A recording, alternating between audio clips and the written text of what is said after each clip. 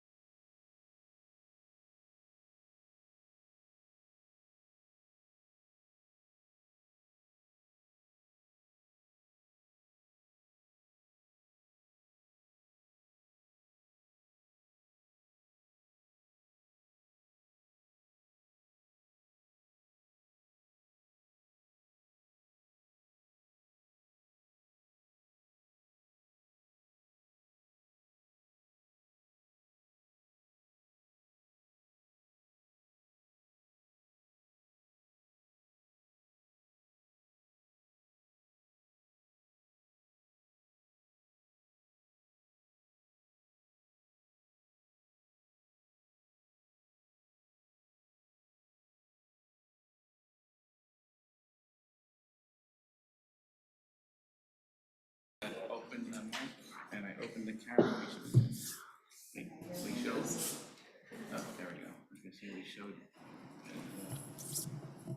We still show that we're. Oh no, we're muted here. We're good. We are good. Okay. Then it's 6 o'clock and we will call the meeting to, what? 5 o'clock. It's 5 o'clock. I have to mess it up somehow, so. I was making sure that I was reading them in order. Call the meeting to order.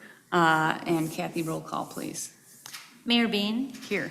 Councilmember Chapman, Here. Councilmember Furby, Councilmember Scanlon, Here. Councilmember Skug. Okay. Thank you. We'll move on to agenda comment. And so to draw the distinction here, there is also a public hearing. So if you have comments on that item, I would ask that you hold those until we open the public hearing and you can make comment after Mr. Trito does his introduction to that topic. So if there are any comments that are not specifically for the hearing, agenda comment items, if there is anyone on Zoom, I don't know if Jason, is there anyone on Zoom? Got no one. Okay. Is there anyone in the room who would like to provide agenda comment? I'm not sure if this pertains, but we live on Johnson. There's this big row of weeds on the city property between the two streets. That sounds like it is not an item on the agenda. So that would be, there is no public comment. On that. That's why I was just wondering. Okay, yep. So those would be, that would be appropriate for a public comment at a regular council meeting. But you could also just hang for a couple minutes afterwards and we'll talk about where you're seeing it and how to report it and My we'll look at allergies, it. I've been coughing since I walked out the door because. Yeah, you don't have to wait for a regular meeting to talk to me about that.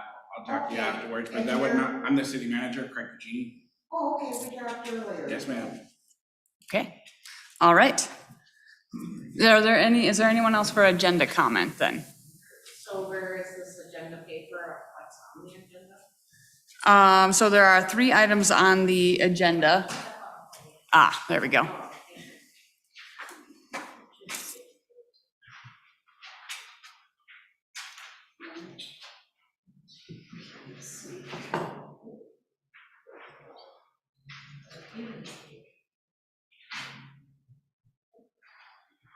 And if you had a comment specifically for item number 1, we will wait until we open that public hearing for those comments.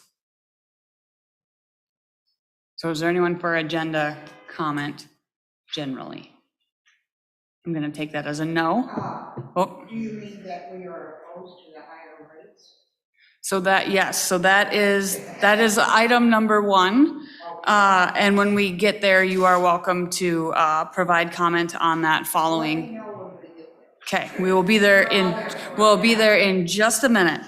All right, so then with that, we will close agenda comment and we will move on to the agenda items, the first of which is the public hearing on the proposed water system improvements project plan, the drinking water revolving fund. And Mr. Matt Trito from UPEA is going to give us an introduction and then we will open the public hearing.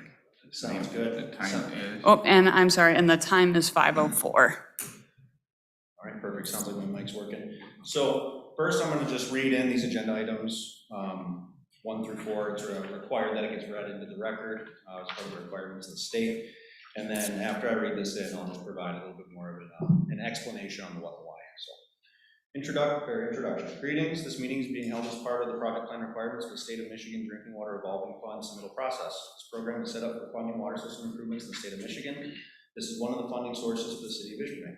UP engineers and architects were retained by the city of Ishpeming to assist with the funding application process. This meeting will outline the purpose and impacts of the project and then open the floor for public comment. The following to be discussed at the public hearing. A description of the drinking water quality needs and problems to be addressed by the proposed project and the principal alternatives that were considered.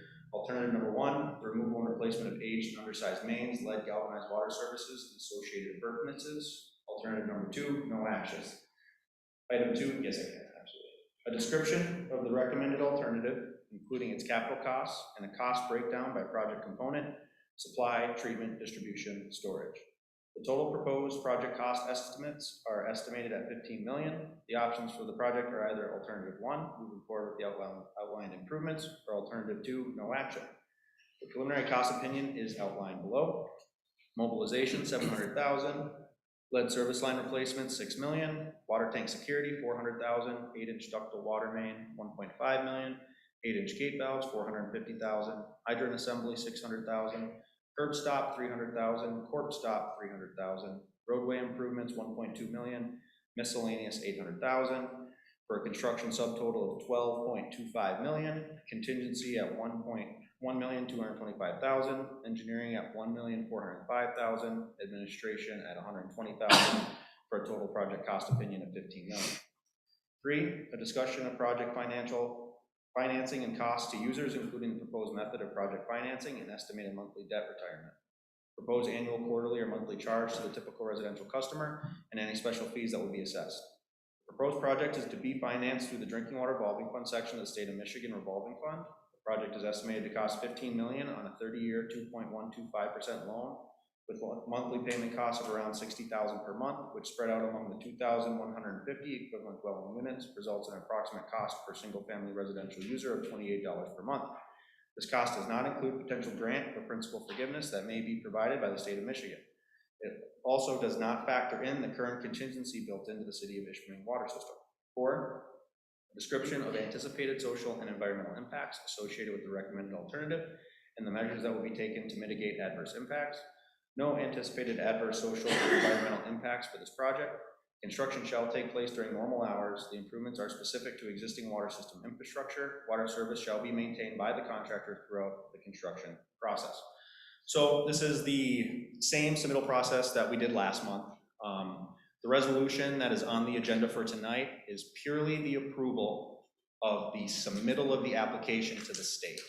This is not a resolution to accept funding. This is not a resolution to raise rates. This is to submit the application to the state. They will do an evaluation of our funding application and compare it to the rest of the funding offers or the funding applications that will be submitted through this process. And then a formal recommendation, or excuse me, a preliminary ranking with funding offers will be provided back to us in like September or October. That is going to outline the details of what type of grant and principal forgiveness offers we're going to get from the state of Michigan. This was all done in response to Senate Bill 565. It was that $4.7 billion infrastructure project, $1.9 billion of which was allocated specifically for SRF. That money is getting spent between the construction seasons of 2023 and 2024. This is a 2023 application. So this is why we had submitted for a funding mechanism that the City of Ishpeming does not typically pursue. City of Ishpeming historically has used USDA rural development. That is because you get up to 75% grant through USDA RD, and it is rare that the state will provide funding that can compete with that kind of grant percentage. So once we actually do get a formal offer from the state of Michigan, we'll be comparing it to the potential funding offer you could get from USDA RD, and then providing a formal recommendation back to council on which program is most advantageous. The size of the project, the $15 million with the $28 cost per user, we submitted basically the entirety of our capital improvements plan because you can always reduce the size and scope of your project plan. You can't make it larger. So we submitted for this large project, knowing very well that the state is going to come back with a funding offer that is going to potentially have some different grant percentages. So for example, lead service line removal and replacement, we could see up to 100% grant for that specific program. The other elements of the project, perhaps tank upgrades, water main removal and replacement, we are anticipating, somewhere in the 20 to 50% range. But once again, we're not really sure until they give us that formal offer. So the public hearing tonight, the advertisement is a little bit misleading in the sense that, it has us put in this extremely large project size. It has us put in this extremely large cost increase. That is not what we're proposing. Nobody is interested in jacking the rates on the City of Ishpeming water customers. The goal is to give the council all of the possible options to try to implement cost-effective infrastructure, and then try to evaluate the different options on how to move this process forward. The new lead and copper rules that have been put in place by Eagle, which requires these lead service line removal and replacements, have required us to try to pursue alternative funding sources that we would not have traditionally tried to accomplish previously, which is what led us to this Drinking Water Revolving Fund program really in the first place. So with that, we can open it up to the public. I hope this explanation, kind of helps shed a little bit of light on how this process works. And yeah, once again, this resolution that we'll be adopting tonight is not an approval or an acceptance of funding, is not an approval to raise rates. It is purely the approval to submit an application to see what funding offer will be given to us to make a decision on what the best path forward is for the city. And the final acceptance of a resolution of funding and a resolution of rate increases would most likely take place at the earliest a year from now. And we would plan on holding additional public hearings where we can provide more accurate information on how these costs will actually impact users. So with that, I will turn it over to the public, and yeah. Just make sure you address the disadvantaged community piece of it. Yeah, so we qualify for the disadvantaged community designation by the state that allows us to hit that 30-year 2.152% loan, whereas if we didn't qualify, it would have been most likely the 20-year 2.5%. So the terms are a little more advantageous, the interest rate's more advantageous, plus it scores more points for the ranking. So the city of Ishpeming got a decent score when they did the preliminary rankings. So we are cautiously optimistic that we will get an offer and that there's going to be portions of the project that we will want to move forward with, but those offers are going to have to be very heavily grant driven to make it a better circumstance than USDA rural development, which, like I said earlier, has up to that 75% grant threshold. So a lot for us to still figure out, but this moves us forward. This is step 4 of a 12-step process. So a lot of information that still has to be made available to us, and a lot of information that still has, or decisions that have to be made in the future. All right. Thanks, Matt. So with that, as he said, shedding some light on what the purpose of today's meeting and what the purpose of those numbers are. If you wish to speak and provide public input on this topic, now is the time to do so, and you can grab the podium if you would like. And turn the camera around. And if you give us just 1 second, and he'll turn the camera around. And if you could state your name and address. Loretta Heath, 109 East Johnson. I think I've talked loud enough you can hear me. I'm not bashful. Oh, okay.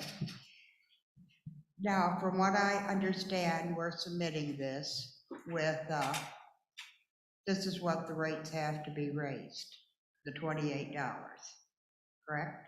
So we have to submit an application following the state rules. The state rules assume a fully loaned opportunity without incorporating any known grants or loan forgiveness. So that would be I presented just as understand that, that. yes. And if worst case scenario happens and we don't get the loan, are we still going to be stuck with that $28? No. So the purpose of the application is to find out what opportunities we have, present those to the council, and determine what is best for the city and its residents as those opportunities come in. So imagine if you went to buy a house and you go to 5 different banks and you say, hey, this bank's offering me the best rate on the loan, and you decide to get it or don't get it. I got that, but Ishpeming's water rates are already atrocious. It's $8 short of $4 a day for water in this town. My highest utility bill is my water bill. And there's nothing I can do to cut that down because I'm at the minimum. I mean, you have no senior rates like some communities do, or anything of that nature. Many of us are on fixed incomes.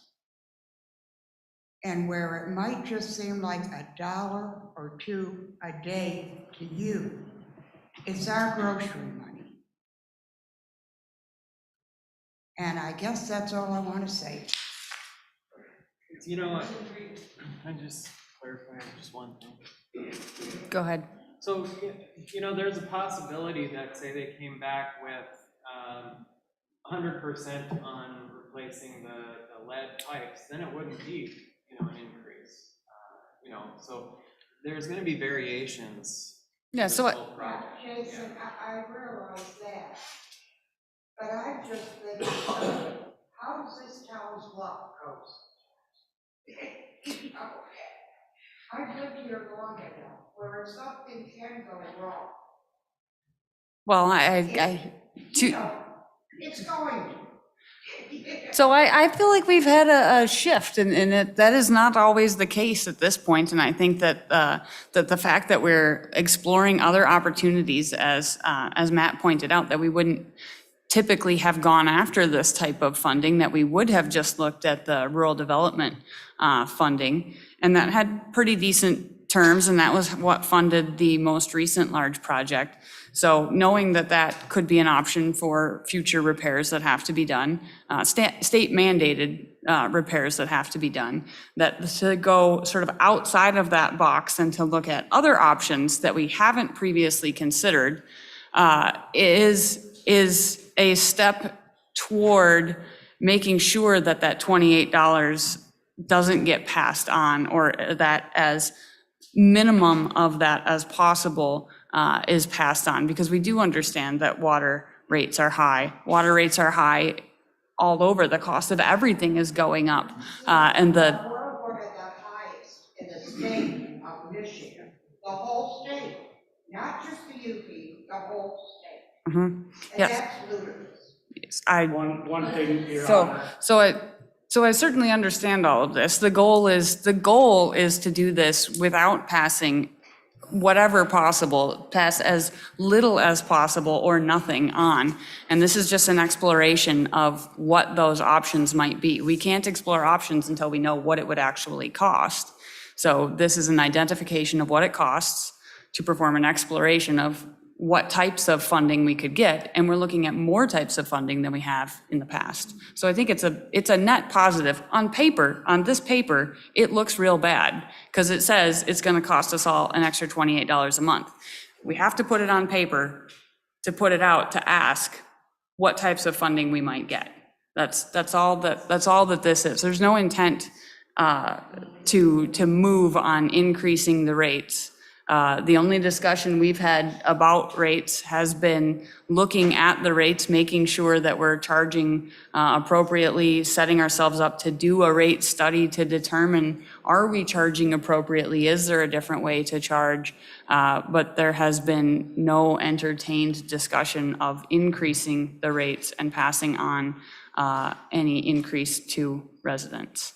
One thing, if I might, Your Honor, Loretta, one of the things that has happened in the last, I don't know if Joe's up to speed yet on this, but we were put under a deficit reduction plan by the State Treasury Department, I believe about 5 years ago. But it was mandatory, and that took a whole bunch of our money to pay that debt down. And thank the good Lord, we're there. We're on the end of that 5-year deficit reduction, because the water fund was running in red ink. And there's no other way to say it, but that's poor management, eh? And that's what brought the bills up the way they are. And Are they gonna go down ever? Or the highest? Well, that's, if I told you they were gonna go down, I would be a liar. Why are they so high? Could they? Could they go down? Absolutely. so a large portion of this is tied to fixing and replacing the infrastructure that is still crippled underground, which is why we have a $16 million project. That's our home run. That's our trying to get it all done. And we, as Matt indicated, we can scope downward, we can't scope upward. So what we put in with the state is the maximum we can go after.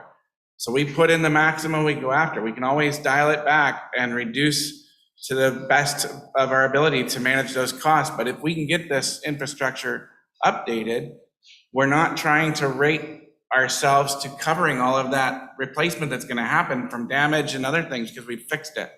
So what the end goal is to be able to fix this infrastructure and lower rates. Is that today or tomorrow? No. But it's on our glide path forward with our intent to be able to lower rates because we've fixed all of the infrastructure underground that's broken. And so we've taken a large risk in putting all of our infrastructure out there. We did the same thing with sewer. We have another $15 million of sewer work that's out there for the same type of funding.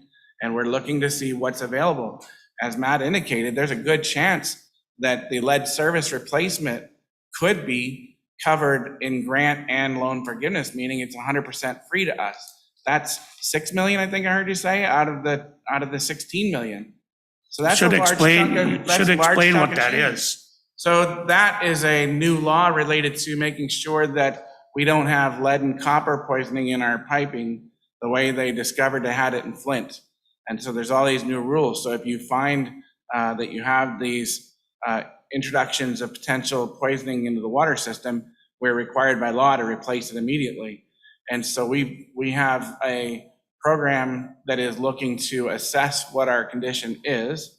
And we got $663,000 of free money from the state for that because we applied for stuff we've never applied for before. That is helping us to not impact our budget to find out how much lead and replacement we have to do. And then this proposal is based on our rough estimate because we haven't completed that assessment yet, and assuming how many lines we would have to replace across the town to remedy that. So our estimate is all sort of out there kind of guessing because we're still doing that assessment, but we're applying for funds in a way that we've never done before, and we're getting free money, $663,000 of free money from the state to look at our lead and copper problem, where, what do we figure out, like 10 to 15% of the Michigan communities even applied for it. And we were lucky enough to get it fully funded, and they actually told us to plus up by 200,000 because we underestimated.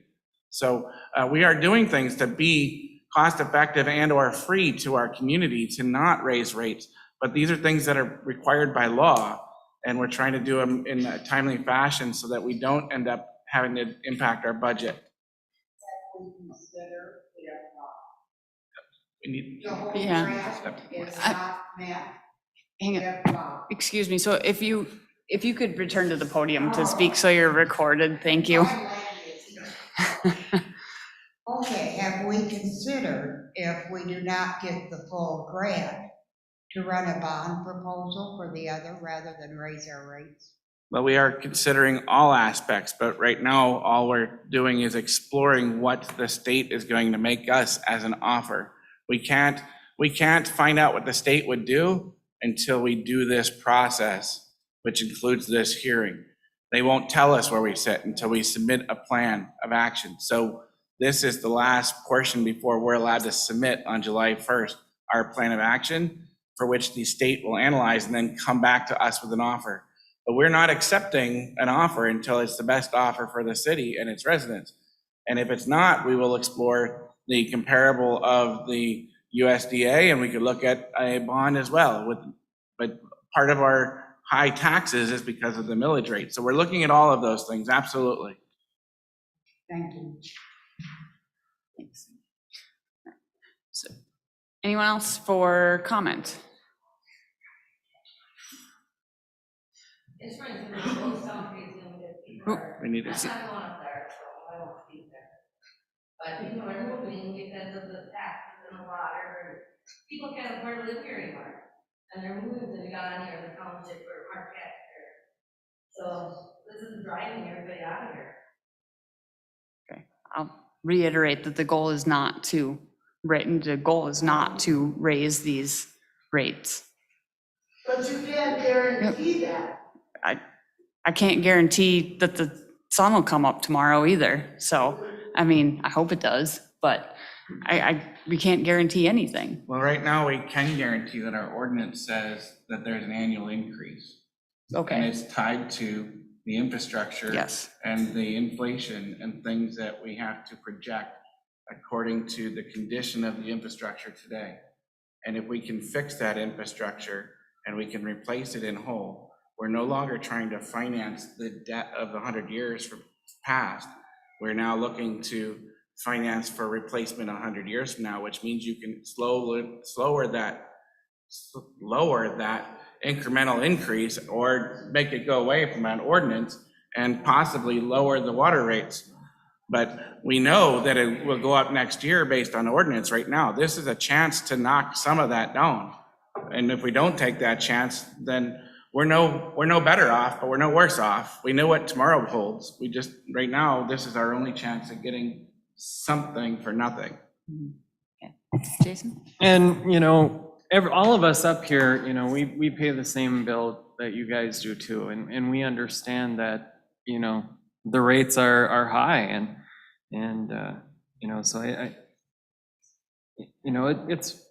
it's tough for everybody. And we've all heard from a lot of people around the community but I guess the best way to put it is we're shopping for a new car. We're hoping to get a new car, but we may end up with nothing, or we may end up with a used car, I guess.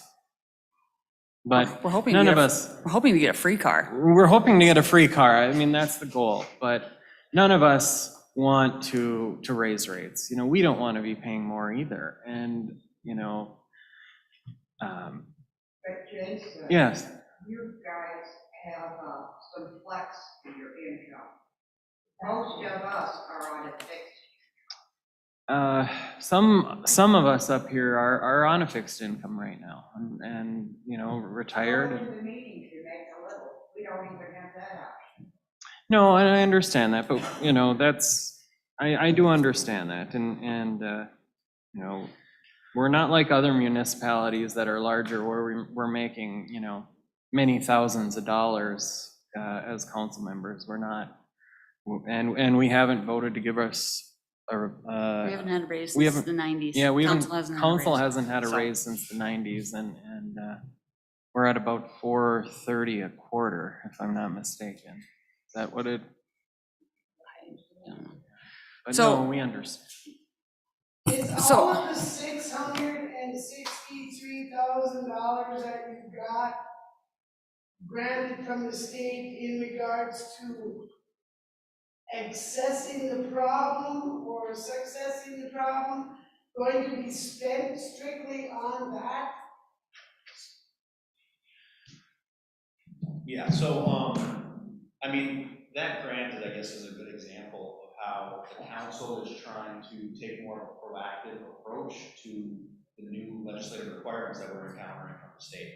So the updating of the asset management plan and the completion of this DSMI report, those are the new regulatory requirements that came out of the Flint crisis and the new lead copper rules. That is a cost that the city of Ishpeming water customers are going to have to pay for. And the council took a proactive approach and submitted for a grant application to help pay for that, which that cost, had they not gotten the grant, would have been paid for by the water customers. Those are the types of programs that we want to submit for. We want to submit for programs that provide grant money that we get from the state instead of getting it from you, the water customer. And the passing of the resolution tonight, that's the focus. The focus is that we want to submit so that we can see what type of grant funding offer we get from the state to help pay for infrastructure that you would otherwise be paying for yourself.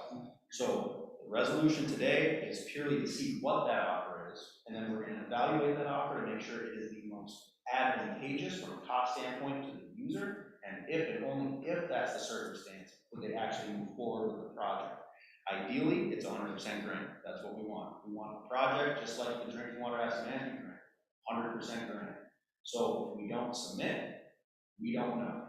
And so the approval tonight is purely to know, and then to take all the information, have all the options on the table, and then make an informed decision on the best way to proceed in continuing to try to suppress cost increases that are going to be pushed on us by these new regulatory requirements from the new lead copper rule. and the existing infrastructure improvements that are coming. So no matter what, everyone asks, why is the water rate so high? It's because they ignored the capital improvement needs for a really, really long time, and then they had to do one big project, and instead of having, incremental cost increases and incremental projects to try to keep the costs down, they delayed and delayed and delayed, and next thing you know, everything has to come, chickens come Who's home they? at once. Existing management, right? So like existing councils that, delayed the process. So we're just trying to kind of keep all the options on the table and trying to continue to find grant money to try to lower rates for users. That's the goal. And this council with this city manager and this staff, this has been very proactive. Yeah. Mayor Bean has been very proactive in trying to change things too. So this is something that, we're thankful that we are truly looking ahead. We're not being stagnant like some past councils were, so Yeah. I really commend both Mayor Bean and the city manager. Has the city of Ishpeming been given the $663,000? It's a cost reimbursement grant, so as the cost is incurred, they submit the bill to the state on a monthly basis, and then they cut a check for reimbursement. Okay, because I was understanding that they were giving you this money. No.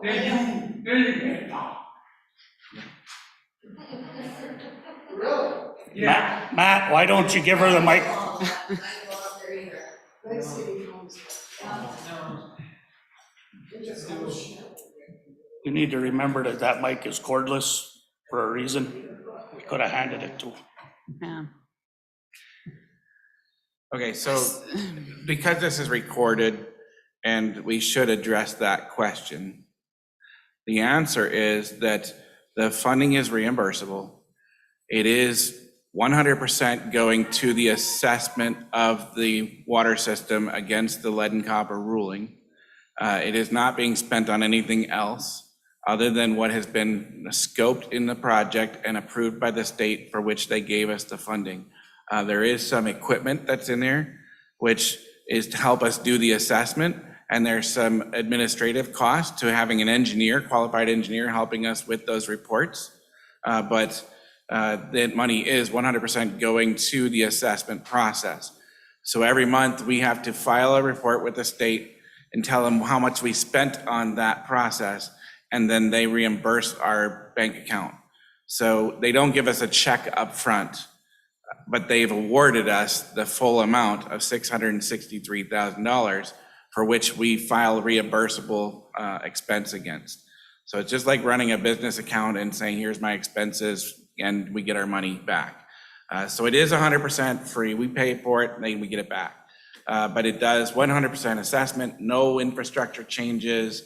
However, as we do our assessment, if we find something that is wrong, so if we find a galvanized line that is part of our inspection, we are required a timeline to replace that galvanized line. That's not covered within the $663,000 and is an expense to the city. So we're also watching our budget to make sure we have money in the water and sewer funds to fix those things when we find them, because it is a law. I think, Matt, or correct me if I'm wrong, it's 30 days after discovery that has to be replaced. So we don't have a long time to fix those things. We can't say, hey, we're going to scope it out. Law says if we find it, we replace it right then. So Yeah, that's correct. If it's an active service that's not being tampered with, you can leave it in place. It goes on your report, it goes into your 20-year, so you have 20 years to remove and replace all your lead and galvanized service lines, which is a huge cost that communities were not budgeting for. Thus the middle for the drinking water revolving fund grant to try to get grant money to help pay for that. So, like I said, these are costs that are coming. These are costs that will be incurred. We either get grant money from the state to pay for it, or we pay for it from the water customers. And if we don't move forward with projects or applications like this, we don't really know what our offers are. So I think right. So point is grant money, cost-effective infrastructure to pay for improvements that we would otherwise have to pay for ourselves. Before we go on, Your Honor, for the folks that stayed, there's a lot of other things that have been happening, and Loretta, the people on Johnson Street would be interested in this. we used to have tons of freeze-ups. That comes from the water fund.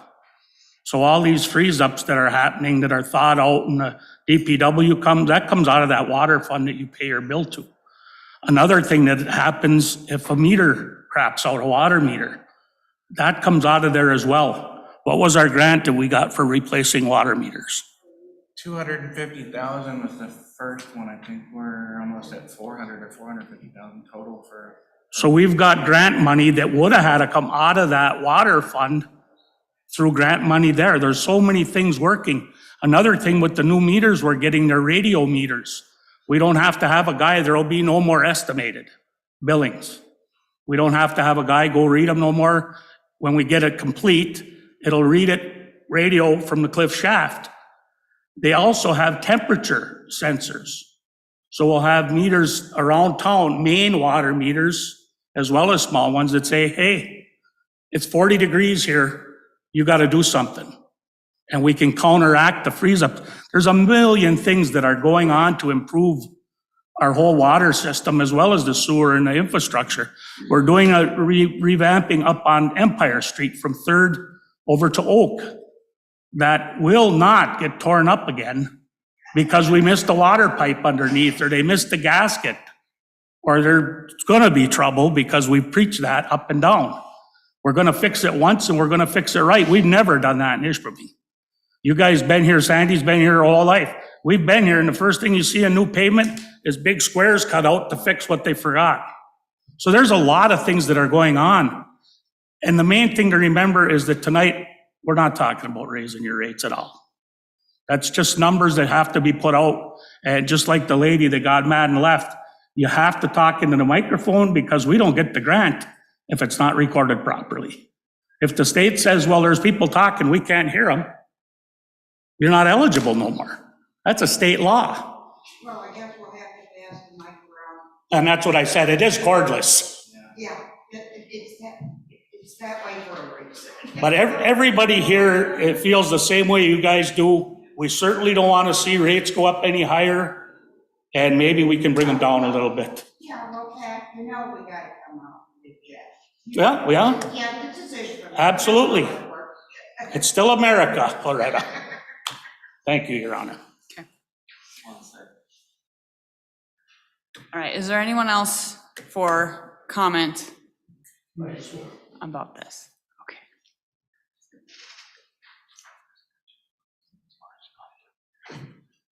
My name's Barry, and of course, I've lived here for a couple decades. And Does the what, city know- I'm sorry, what's your address? 99 High Excelsior. Thank you. Does anyone have any records on how much lead piping is actually underground right now? And what was laid in lead and what was laid in a different material? There are some records. There are some records that are incomplete, but we are absolutely validating the records we have. And then this assessment is to validate what we don't have and to ensure that we have complete records. So no, the answer is we don't have complete records, but we absolutely have records, and we are validating what we have to be true and validating what we don't know to be true at the end of this process. And that's part of that $663,000 assessment that we're doing. Yeah, okay, I was curious about that, why that money was actually coming in. I didn't know what kind of records the city had maintained in their water department over the years. I can't picture them having records at 99 High Excelsior anymore because that was done, my gosh, 100 years ago maybe. Well, and that's part of our problem right now is there are some areas that have been done more recently, and we have those records and they're accurate and complete, and they're in a system that we can go to a location with a meter and tell you right where you're standing. And then there's areas like you're referring to that are very inaccurate and not complete. And those are the areas we're focused on right now in the final scoping of our project and trying to make sure we're 100% complete is all of the areas that are left that we don't know and or know to be problems that need to be fixed. And again, when we do go there, it's going to be charted on a map and recorded. No matter how old it is nowadays, it's getting recorded, so we don't have to do it again. Pictures, videos, and data points, GPS, and mapping. All of those are happening with the new systems. Okay, so the $28 a month right now is just pure speculation. It Absolutely. is absolutely speculation, and it's a speculation in a direction we're not headed. We are absolutely working towards free first. Our goal is to get grant money and forgivable loan, first and foremost, and find ways to do things at no cost to the city where possible. Okay, because I can appreciate where Loretta's coming from, et cetera, because Social Security, the little increase I got this year got it right back up by Medicare. Wow, got it. And now, of course, with inflation at a 40-year high, then we're starting to hear different numbers on other things. But what you're forecasting there is simply the worst-case scenario. That's correct. Okay, thank you. All right, is there anyone else to speak? I think that was a quick check to Zoom, and there's no one else on Zoom. Okay. And, you know, we did get two emails, and I won't read the full email, but just, you know, for transparency and to make sure that everybody knows that their concerns are being read. John Greer, resident of 628 D Street, who's a single father of two boys. And, you know, he is, you know, expressing the concerns also about the high water rates and that this is his highest utility, he says in this too. And then we also had, sorry, this is a screenshot. Mark Daly of 205 Houghton Street, Mark Daly, okay, so the email name, who is also struggling with utility bills, and he does everything he can to not use the water or, you know, for certain things, or to, you know, conserve as much water as possible. So I got two emails, and I just wanted to make sure that those were put into the record also. Thank you. All right, if there's nothing else, last call on any comments? Okay. Oh. Okay. My name is Jennifer Tillman. I live on 730 West Division Street. When are these new meters all going to take effect to where you're not estimating my water bill anymore? So if you're on a new meter, you shouldn't be getting estimated readings. There's quite a large number still of meters that are not the new meters, and we're working to finish out the grant that exists already, and then we will be looking for additional funds to finish off. I think at the end of this, when we finish exhausting the grant money we have, we'll still have about 1,300 meters in town that still have to be replaced. So it's not a small number of meters that will still have the potential for estimating for a while until we can get more money or fund it internally from the city's funding, and then get those replaced. But depending on whether you have a new meter or not, is a different answer. So I'm trying to give you the best estimate, because I don't know your meter in particular, but if you have a new radio meter, you shouldn't. If you have the old meter, then it will depend on when you get replaced, when that would stop. How many have we done so far? You got a number? Best guess. So There's not that it helps you, but there are lots that are done. And then the other thing, you have to do that cost effectively. You can't hire a crew and tell them go out and put them in, eh? We do them as we can, as expeditiously as we can, and then as we can afford them. Yeah. Well, if anything, I feel more sorry for your staff downstairs, because my husband takes a picture of our meter every month, comes in with the water bill, and you have to change it. God love them. You know, so I feel more sorry for them than anything, but, and when you do estimate it, where does all that extra money go? That people just pay it and don't argue, or, you know, because we went from having 6 kids in our house down to 1, so our water's not over $200 anymore. So initially you need to come in and talk to the staff like you're doing already, But because, he's not very nice about it. You know? what's that? He's not very nice about it. You That's- have to know my husband, but. No, that's okay.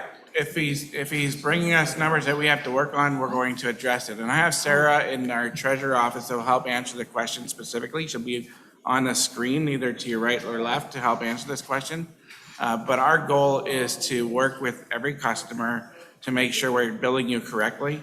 The challenge you're having, as you've expressed, is if you go from a number of folks in your house to a reduced number of folks in your house, the estimated billing is based on a period of time, and it may be back to a period where you were a full household versus a low occupancy But if household. you didn't complain about that, what would you do with that extra Well, that's- $60, $80 a month that, if we didn't complain, we'd be paying?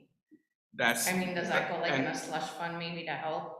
it all is in the water fund, and that all goes towards the bills. But I'm gonna let Sarah chime in from the treasury office here. Okay. Sarah, your mic's not on. Or Jason, can you unmute her from afar, maybe? We're not hearing you. She's unmuted. One, and that's just, while she's trying to unmute herself, like Mayor Pro Tem Scanlon said, one of the, we're replacing these meters and we're not passing that additional price. I think that means she's coming. That's the nice thing, we're not. Technically, we're already paying for that.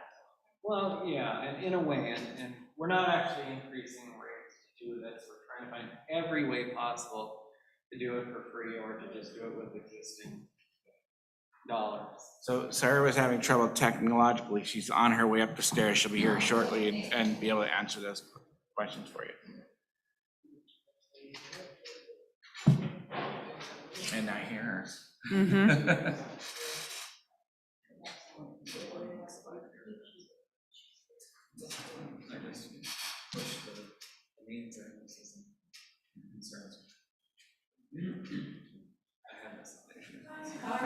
I'm doing microphone.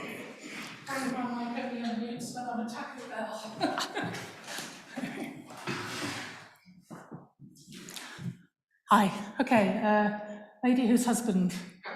Okay, so yes, we're basically looking at the ways in which we calculate average bills. We've put a new system in recently, in the last year or so, and we've had some staff turnover, and we're now getting to a point where we've got the staff capacity and the time to look at actually working out, tweaking things to make it work properly.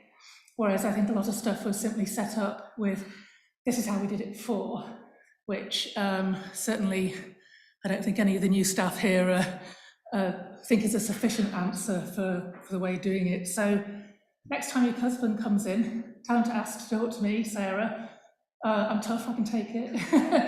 And I will take a look at how we're calculating your average bills, and then we'll get something set up. And then there was something else I was going to say, and I can't remember. What was the other part of the issue? Basically, all money goes into the water fund, but we are looking at how that is calculated, isn't it? Yeah. So the extra money it's a weird way of calculating it. Oh, actually, no, the other thing I was going to do was to address the fact that you shouldn't be getting estimated readings. We now have a dedicated meter reader, and one of the other things that we are putting in place, sometimes estimated readings happen because of things that are beyond our control, weather, or we can't get to the reader, or there's a dog, or we have to go in through the house. So if none of those circumstances apply to you, then the other thing I would like to talk to you about is just take a look at how often we are estimating your readings. And then one of the things that we're wanting to put in place is that if for some reason someone does receive an estimated reading, then the following month they are like top listed to ensure that they get an actual reading. In the same way as some of the other utilities do this thing where they estimate 1 month and then accurately read it the following month, and then that would actually involve making sure that you receive a credit. So which comes back to the extra money, so that if you've been estimated at higher than your use, but then it comes in under the average, we do actually make sure that the actual usage is being billed correctly, if that makes sense. So just trying to summarize, we have a new payroll system that's a year old for our city. It's more widely used than when we were using before. We have fairly new staff working and navigating to enhance that billing system, and the billing software tied to the radio meters, tied to a new dedicated meter reader, is all going towards improving our billing process. And then we are working to streamline that billing process so that the estimating is more accurate when it is estimated, and there's potential for credit like you see in the elect bill if it's overestimated one month and you're under the next. So we're working towards all of those improvements, but they're not all in place yet, but we do have staff working very diligently to make those improvements and those changes. But anyone that's listening online, including the folks that are in this room, we want to make sure that if you feel like you're overestimated or there's something not right, come talk to us. We will work through your individual problem and make it right. Thank you. Thank you, Sarah.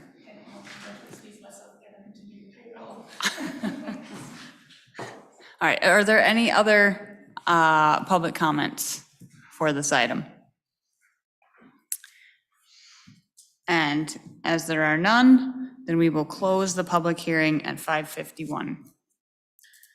And then we will move on to item number 2, resolution number 8-2022, adopting the water system improvement plan and designating an authorized project representative.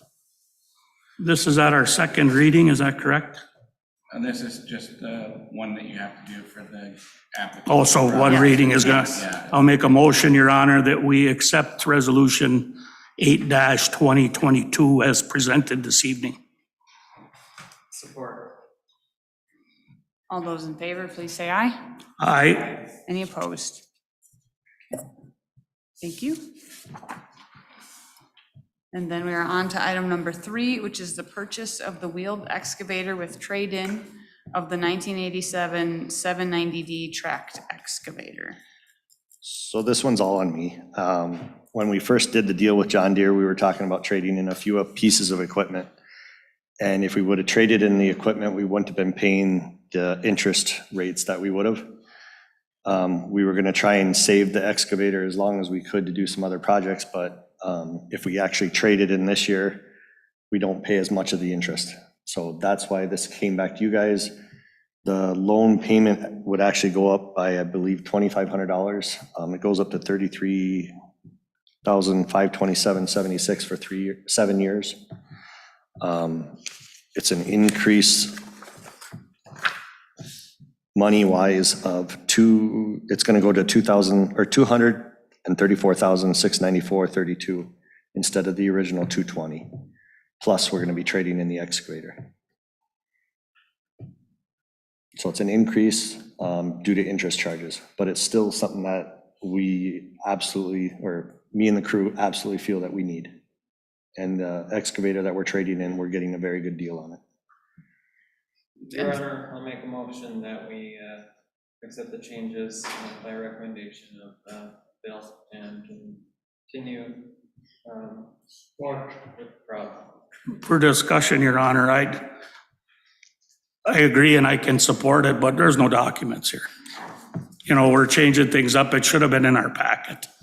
And I understand what Bill's saying, but we should have documents with the numbers laid out so we know exactly what we're talking. Yeah, I thought they would have been attached. It came in late because we just finished up the paperwork last night to get the documents in.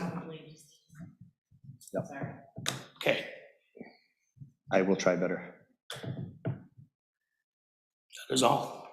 All right, so we have a motion and support to change that purchase and include the trade-in. All those in favor, please say aye. Aye. Any opposed? Okay. And there are no other items on the agenda. I move that we adjourn. All those in favor? Aye.